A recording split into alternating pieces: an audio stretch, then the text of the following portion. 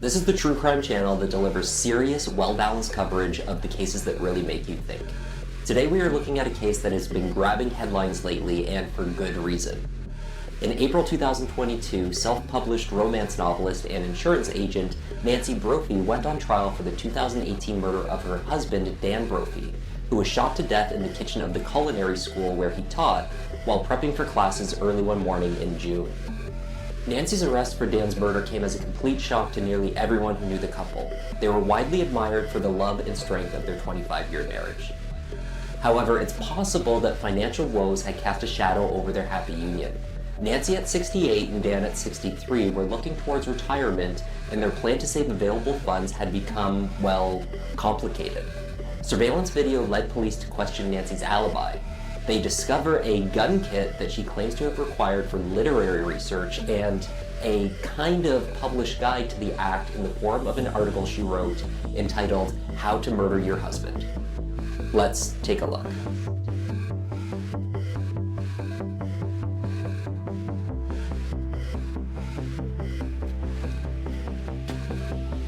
On the morning of the 2nd of June 2018, students at the Oregon Culinary Institute arrived for their morning classes at around 8 a.m.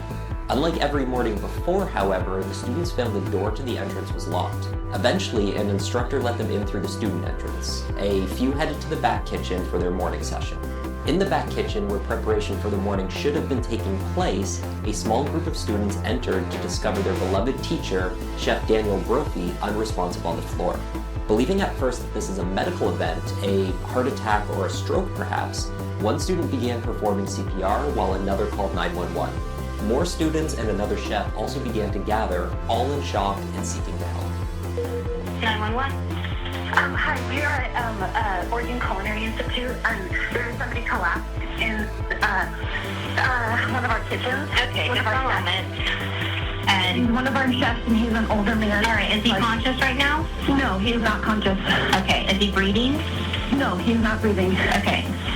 And is anyone doing CPR? Yes. Yes. Okay, someone's doing CPR right now? Yep. Do they need instructions?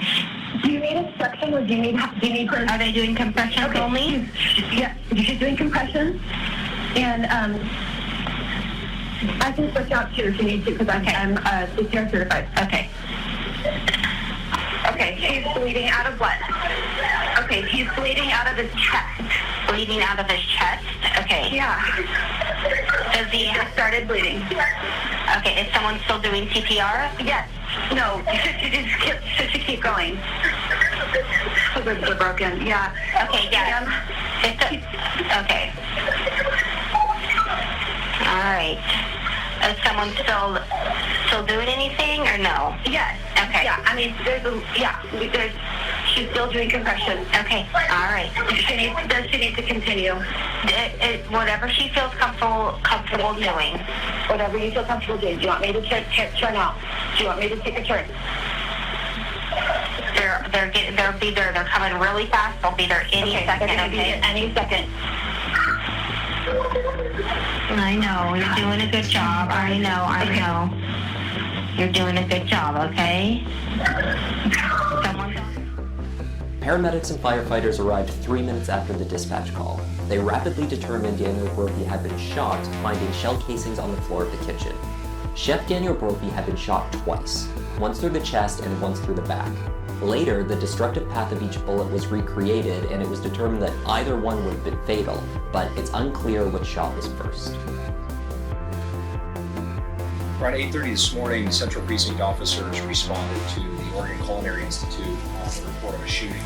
The initial information was people arrived at the school and went inside and found a male in his 60s suffering from some sort of traumatic injury. They began first aid. Police and fire personnel got here, went in and continued to render aid. Ultimately, though, that aid was unsuccessful. They were unable to save the person's life. Tentatively has been identified. At this point, we don't have any suspect information. Medical examiner, homicide detectives, and our forensics folks are here beginning to process the scene. And based on the preliminary information, we are looking at this as a homicide. The Culinary Institute did not have any security cameras. There were no fingerprints found on the 2 shell casings, but this was not unusual. There was also no weapon found at the scene. Daniel's wife Nancy caught word of the shooting at the school and arrived at the Culinary Institute, the OCI. She said that day that her husband arose early, fed the chickens, and walked their dogs. She said she awoke when he came upstairs to have a shower. She estimated he left for work a little after 7 a.m. Detectives located Nancy and accompanied her home. In the recorded conversation that took place, Nancy speaks with detectives for 10 minutes before inquiring about her husband. Several minutes after that, she asked what had happened to him. And 47 minutes into the call, she asked where her husband, Dan Brophy, actually was. So I'm Detective Posey, and we're here also with Detective Peril, and we're here with Nancy, and your last name, Nancy? Brophy. Okay. And today's date is June 2nd, 2018, and it's approximately, 10:47. We did a culinary tour of Oaxaca. This must have been 2003. And we did this culinary tour, and we were with these same people for 13 days. And at the end of the 13 days, I don't notice he's quiet, but somebody said, you know, I didn't think your husband ever spoke. And I thought, he talks all the time. But they didn't see it that way. And,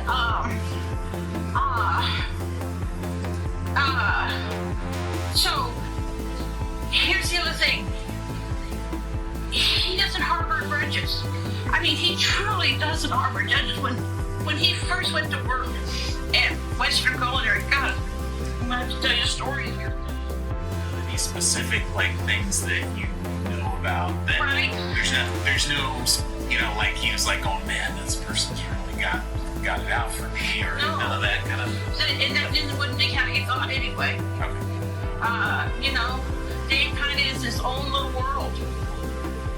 God, that makes him sound confident. He's not. He's not. So I just want to let you know that, we believe, Dan, we believe it's Dan that's been killed. Okay. Yeah, I kind of got that when everybody gave me the sad sack look. Yeah. I'm sorry. It's our job to figure out what happened. Kids. That's Nathaniel. Nathaniel, and that's the only kid that he has through her. Uh-huh. Okay. Any issues there? Oh, no. Oh, no, Nathaniel's Did great. you guys have?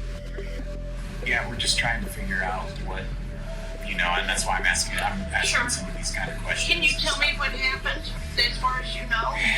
He was shot. Was it AR-15? No, I don't know what he was shot at. Oh.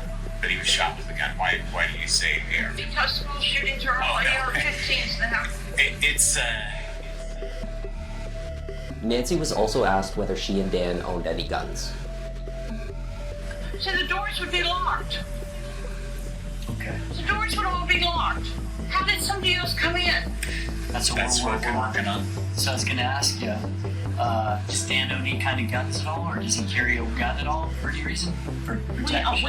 You're gonna be so embarrassed. I'm not embarrassed.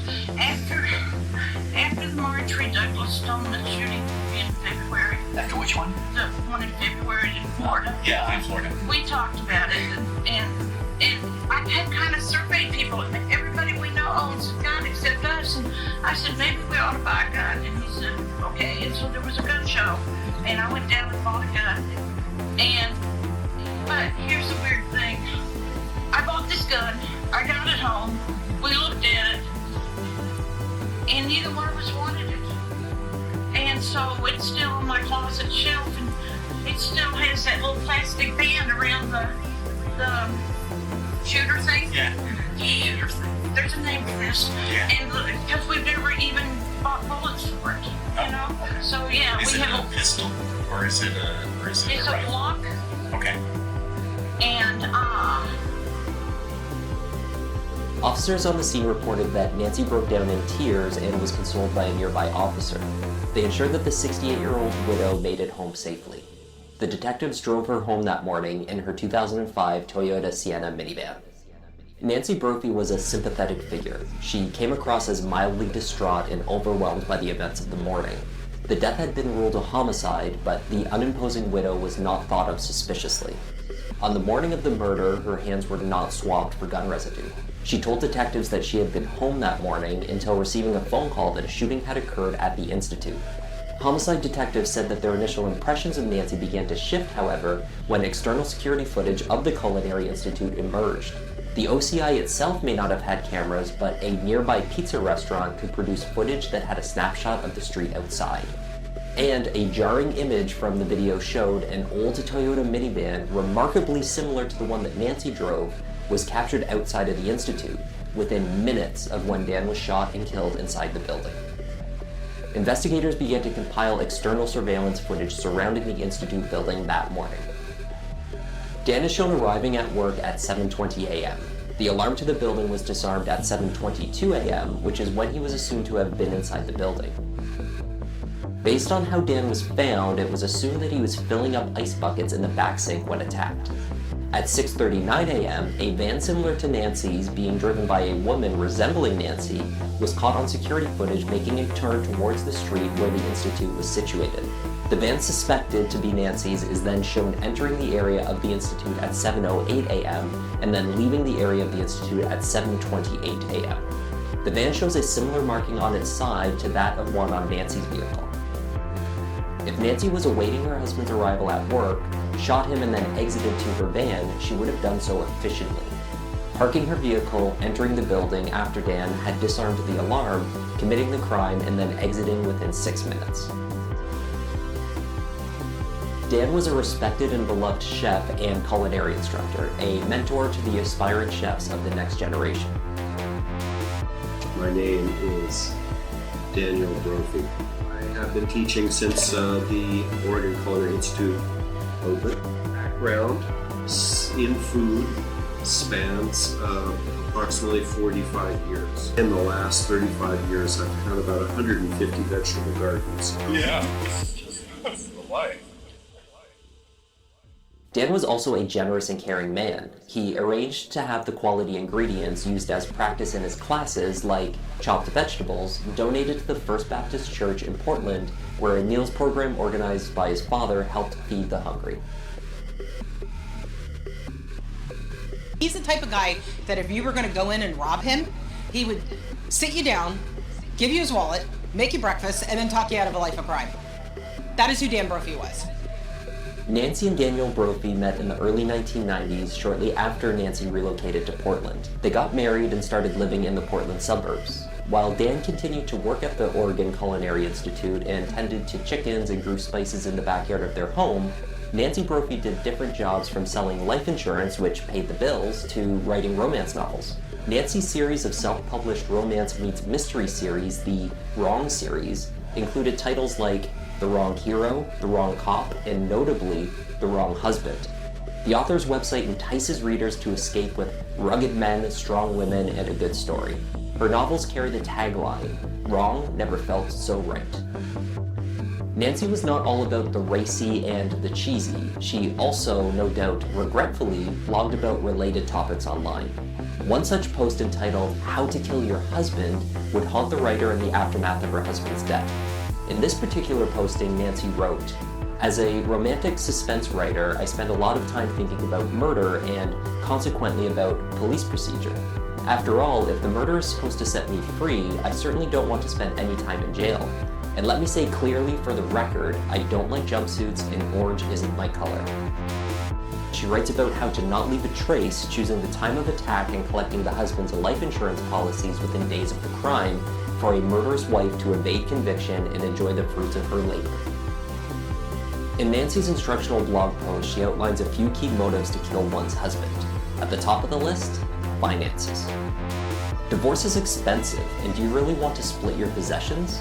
The drawback is the police aren't stupid. They are looking at you first. So you have to be organized, ruthless, and very clever. Husbands have disappeared from cruise ships before, so why not yours?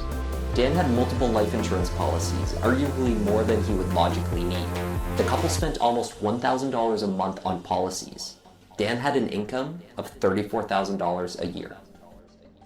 and Nancy appeared keen to collect. Only days after the murder, Nancy placed a call to Detective Darren Posey inquiring after a letter for her insurance provider, one that would clear her of any suspicion in her husband's death.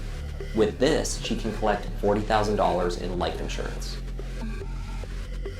But this may give you a laugh this afternoon. I don't want to be the stupid question of the day, but I think I need to be the stupid question of the day. So my insurance company said, well, just have the detective write a letter that you're no longer a suspect. And I said, man, I just don't know that he's there.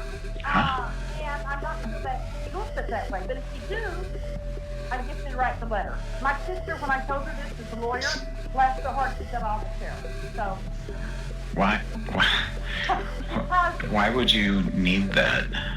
Because they don't want to pay if it turns out that I secretly put down to the school and shot my husband because I thought, hey, going into old age without Dan after 25 years, it's really what I'm looking for, you know?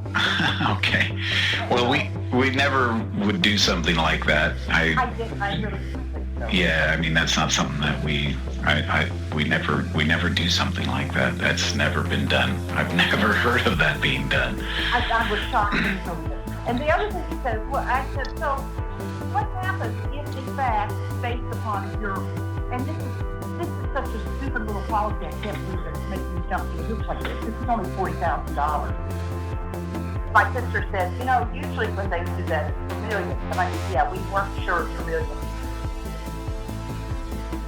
Police later determined that the amount of life insurance that Nancy was set to receive was considerably more than the $40,000 she referenced in her call to the police.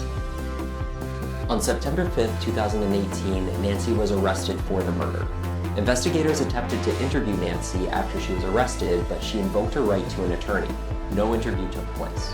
It's not clear if she was already formally represented by counsel at that time. Nancy's bond hearing played out as a sort of synopsis to the trial that was to follow. The state did not want to see Nancy released, and so mapped out much of the evidence in the case against her in some detail. Bond was denied, and Nancy was held in custody awaiting her trial. I can't imagine. I just don't think she's capable. She's been a mess. Me, my kitchen crew, our friends, family, her family, people have been there nonstop since he died, helping her. In April 2022, after years of delays, some of which were unavoidable due to the COVID pandemic, Nancy finally went to trial. Prosecutors argued that the minivan captured by external video footage outside of the OCI that morning was Nancy Brophy. They posited that the now 71-year-old woman entered the Institute between 7:22 and 7:28 a.m., shot her husband in the back and at close range, then turned around and drove home. She was aware that the building did not have security cameras. She's not seen again on camera until 7:28. I believe the evidence will show you that she remained within this area during that time, between 7:08 and 7:28. Otherwise, she would have been caught on the various other cameras leaving the area. The state also argued that the layout of the building itself was quite intricate and a bit confusing. It would have been easy for someone unfamiliar to get turned around, particularly getting from a front entrance to the back kitchen where Dan was found. Nancy was familiar with the building where her husband worked, which the state believed lent weight to the case against her. The author's blog post, How to Kill Your Husband, was excluded from the trial. It was written 11 years earlier. The judge noted that it was written for a writing seminar, and any value it might have to the case was outweighed by the prejudice it may cause in the jury. The murder weapon was determined to be a Glock 17. Prosecutors presented evidence that in the months prior to the murder, Nancy Brophy had procured a ghost gun kit designed to make an unregistered firearm. Internet search history located on an older laptop retrieved from the Brophy's closet showed searches for the weapon, registration procedures in the state of Oregon, and searches for local gun shows where such weapons could be obtained. Nancy purchased a Glock 17 at a gun show on the 17th of February. 2 days later, she set up an eBay account. 3 days after that, on the 23rd, Nancy's online history shows the purchase of a slide and barrel assembly, which would modify her gun. A ballistics expert testified to the mismatch of the casings found at the scene and Nancy's gun. According to prosecutors, Nancy may have attached the slide and barrel to her gun and swapped it out after committing the murder so investigators would not be able to link the unique markings on the bullets to her gun. Did you start to think whether or not, or form an opinion about whether or not you thought that this firearm was actually used, this complete firearm was actually used in the homicide? I believe that it may have been used in the situation. Yes. Okay. And if not the whole firearm, at least part of it. Correct. After you had learned that at least the slide barrel portion of this gun that we've been talking about was not matching the shell casings from the crime scene, and after then learning that Ms. Brophy had actually purchased a Glock 17 slide barrel from eBay, what were you thinking at that point? My belief or understanding at that point was that essentially the slide and barrel that was purchased on eBay, and that was a complete slide barrel and spring assembly, was used to put on the frame of this Glock 17 in order to conduct the homicide. This question calls for speculation, and the answer is speculation. When Nancy's gun was handed over to investigators, its slide and barrel were not seated properly on the weapon. Nancy's defense team says this proves nothing, but it was a curious state to find the weapon in, given that it is suspected to have been modified in that exact way. Nancy's cell phone activity was tracked alongside the surveillance footage of what was suspected to be her minivan around the OCI on the day of the murder. In the animation, the red van is the suspect vehicle. Another car on the road that morning, which appears on the cameras, is also represented on the map.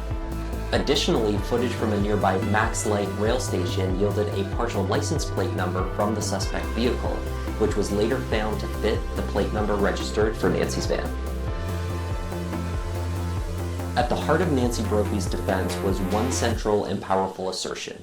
Nancy and Dan Brophy had been married happily in a strong and collaborative partnership that had lasted 25 years and remained up to Dan's last day very much in love.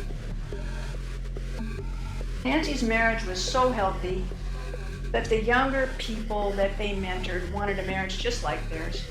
Nancy Brophy's niece, Susan Estrada, lived with the Brophies for, a few different times, but once for about a year. She told the police they had a great marriage. They had one of those rare few relationships that made me think, hey, marriage might not be a bad idea. Another witness admired Dan and Nancy's relationship so much that she said, I knew I wanted a Brophy marriage for myself. However, the state asserted that Nancy had a financial incentive to kill her husband and presented evidence that the couple had been struggling financially. Dan had 6 life insurance policies in force during the date of his death. Between these policies and workers' compensation, Nancy was set to receive approximately $1.6 million.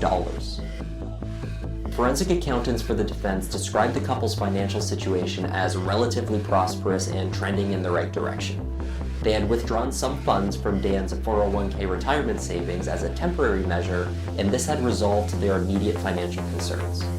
Overall, Nancy's team argued, characterizing the Brophy's financial state as near ruin, as the state was asserting, was an exaggeration and wholly inaccurate.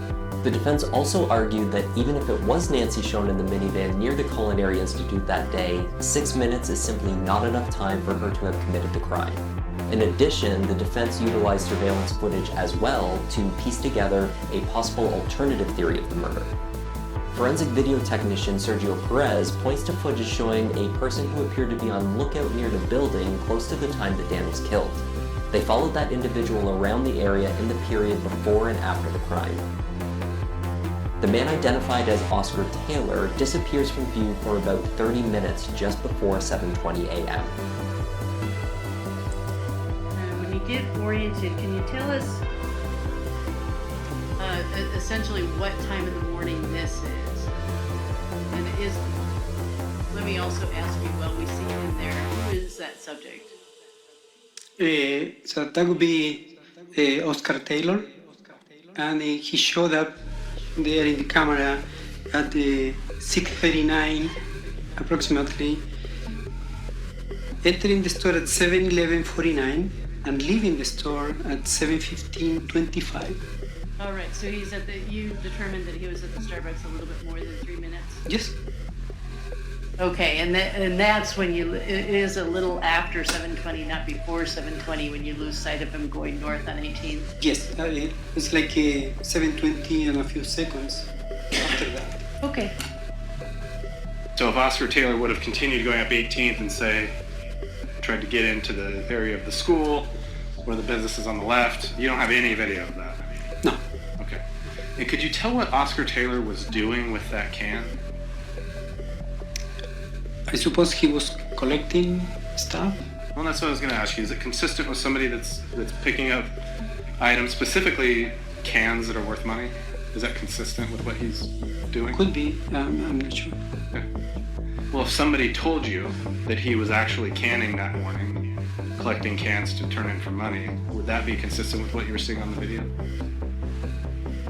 Possible. I don't know. I didn't see him doing that, so sure. Yeah, I just have to. But you're not seeing anything that's suggesting he's doing something else? Oh, I don't know. Several days after the prosecution had rested its case in the third week of the trial, they received some curious information. A fellow inmate held at Multnomah County Jail earlier in the year with Nancy Brophy came forward with a story about a conversation the two held. Detectives flew to Texas where the inmate had been moved. They spoke with Andrea Jacobs, who had previously shared a jail dormitory with Nancy in Oregon. Andrea told detectives that Nancy described the murder of her husband to her. She said that Nancy had described herself as being this far apart with arms outstretched when Dan was shot. Detectives interpreted the statement as tantamount to a jailhouse confession. Nancy had placed herself at the scene and within feet of Dan when he was shot. But when Andrea took the stand, her recollection of the conversation proved underwhelming and less impactful than anticipated. You know, I remember asking her if she could use the media to help find who killed her husband, you know, because I felt like that was important. If you had a platform, then you could use that platform to help, you know, find out who did this horrible thing to her husband. And she said she didn't have to prove who killed her husband. She just needed to worry about proving that she didn't. And she told me that he was shot 2 times to the heart, and and she showed me the distance. She said he was shot 2 times to the heart, and she said it was about, and she used her arm span, because I said, wow, must have been close up, you know, and she used her arm span and said, well, it was about this far. And that's... Okay. So just to be clear, she held her arms out? Correct. Said it was about this far? Correct. Did she say anything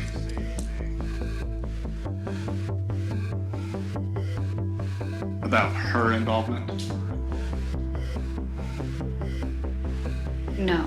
I mean, when we were first talking, she slipped up and she started to say I, but then she switched really quick to it. And so I mean, she was saying it was about this far. I mean, it was not. You say, you know how sometimes you start saying something, then you're like, oh, like that, you know. Andrea was being held in custody under charges for the alleged embezzlement of approximately $1 million over 4 years, amongst other related financial crimes. She did not make any deals for leniency or receive any special treatment for testifying. In fact, she made it pretty clear on the stand that she did not wish to testify at all, but felt that she had no choice. Over 20 days into the trial, Nancy Brophy took the stand in her own defense.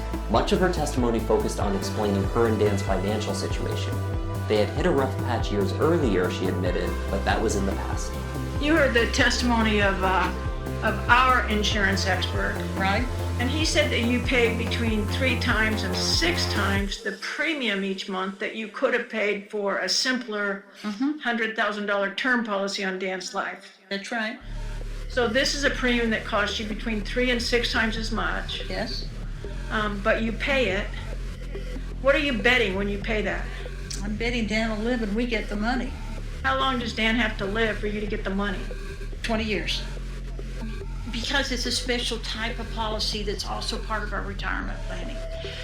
So it is a policy that we got that if I wasn't there to remind him, I wasn't sure he would remember what our plan was. But basically what happens on return of premium is you pay the premiums, and if Dan doesn't die, which was our plan, we get all the money back for the premium. Crucially, Nancy also explained her reasoning for purchasing the gun kit. She wanted it for research purposes for her writing, but also she believed that her and Dan were amongst the only people she knew that did not own a gun for protection. The story that you had, right? How did the gun parts fit into the story arc? Well, that gets to be really important. The way I was going to write the story was each month a piece would come to her in the mail, and she would, so that would be the beginning. And as the gun built, so did the story arc. And so did her character arc, and what did you learn from putting a gun together, and how did it compare to your life? How does that solve some of your problems as you're working through them? Okay. I went back and forth on buying the gun kit. How many times do you think you went to that site before you bought a gun kit? Oh, I'll bet 7 to 10. Really? Uh-huh. You know, sometimes you think that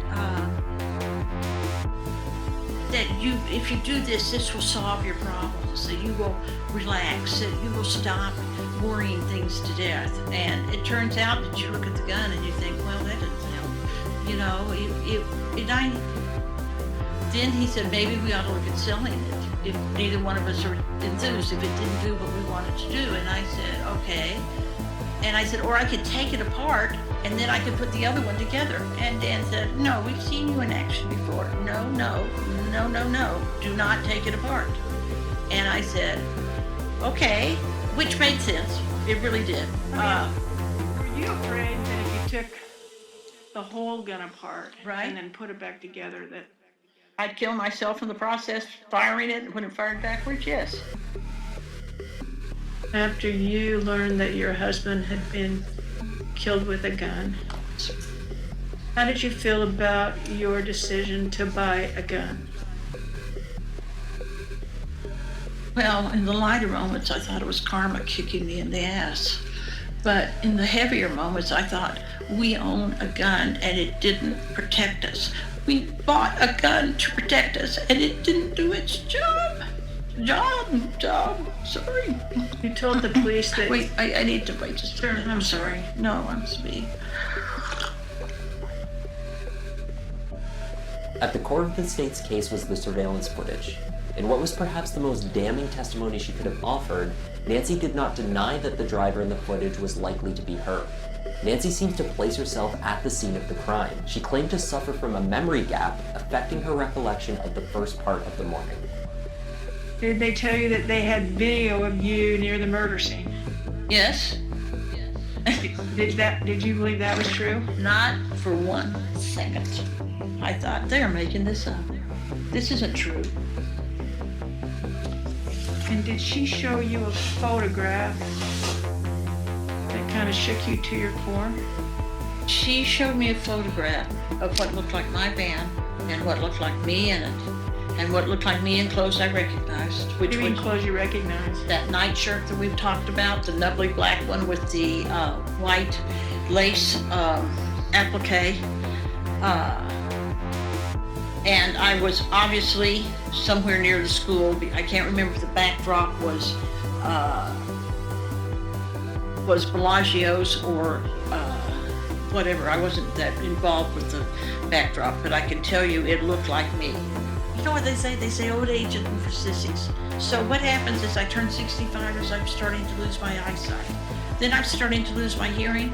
I'm looking at this and thinking, oh man, I'm now losing my mind. Because that's what you think. You think, how can this have happened and me not remember this? How am I sitting here in a vehicle and having absolutely no memory of how I got there? And they're saying it happened at this time and it's video stamped. It's not like it's, trust us, wink, wink, nudge, nudge, it's this time. It was not that.